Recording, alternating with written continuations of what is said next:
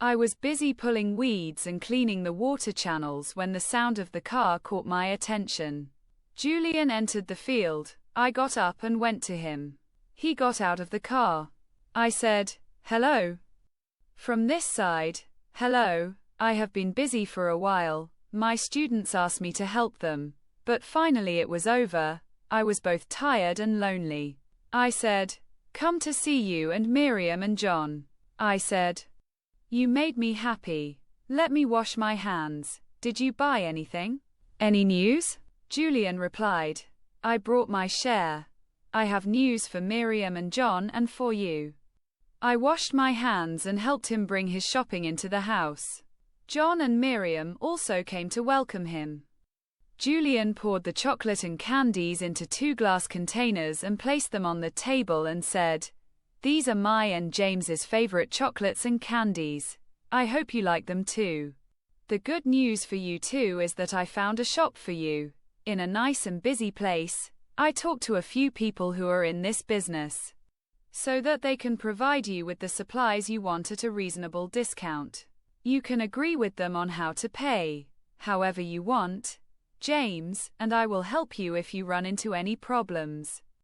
I said, "Very good. Congratulations." Miriam said, "Thank you very much, Julian. Now we can be part of the citizens of the city too." John said, "Thank you, Julian, please, but this is your concern, James. A woman named Catherine Turner has come to Selleck from the present world. She is a reporter and wants to write a report about the rumors and events that happen in the forest and to the people." I said, "Trouble. How much does he know?" "He's not doing anything special right now, but he's a very intelligent and observant person." I said, "We have to watch him from a distance." "I have some news to tell you, and that is that we finally found the person responsible for the attack and killing of people. Unfortunately, the werewolves are here in Selleck." Julian, "Really? So that means the rumors have become true, if Turner proves their existence." I said, "We don't have the peace we used to have, a flood of reporters, security forces. Scientists and ordinary people are rushing here." Julian, "How did you find them?" "During the patrol last night that we were in the forest with Kit and Kayuk. We came across a group of them near the river." Julian asked, "Who is Kayuk?" I said, "What's the name of the wolf you saw?" Kit gave it that name. Julian replied, "Aha. You have to be very careful." "You too, damn it. I'll come with you on the next mission." I said, "It's very dangerous. Kate and I are police and we have to do this, but you have no duty in this matter. I don't want anything to happen to you." Julian, "It's dangerous for you too, and if something happens to you, how should I know? You know that I'm both an excellent shooter and a doctor, so I am too." I said, "Okay, but you act according to what Kate and I say. Now that we're talking about shooting, I want you to teach John and Miriam how to shoot. Julian is a really good shooter." Miriam said, "You are very good siblings, but your behavior is more like very close friends. It's an honor to have a coach like Julian." Julian and I locked eyes. Very close friends. I put my hand on hers and held it between my fingers.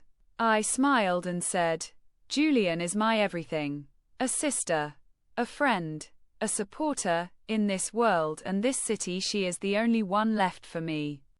After lunch, we sat down on one of the benches in the farm with Julian. Julian said, "James, what kind of girl is Kate?" I said, "Smart, beautiful, brave. Of course she doesn't reach your level." Julian laughed. "James," I replied, "I'm not joking. What I said at the table is true, but do you have a point?" "No." I asked like that. I said, "Is that so? Do you think there is a feeling between me and her, and that makes you sad?" Julian said, "I'm not jealous." I said, "I didn't mean it like that at all. I know that deep down you haven't forgiven me yet."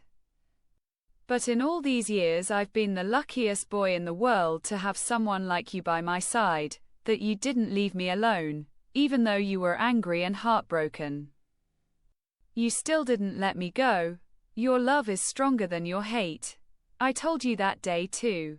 Marry whoever you want and I'll happily attend your wedding.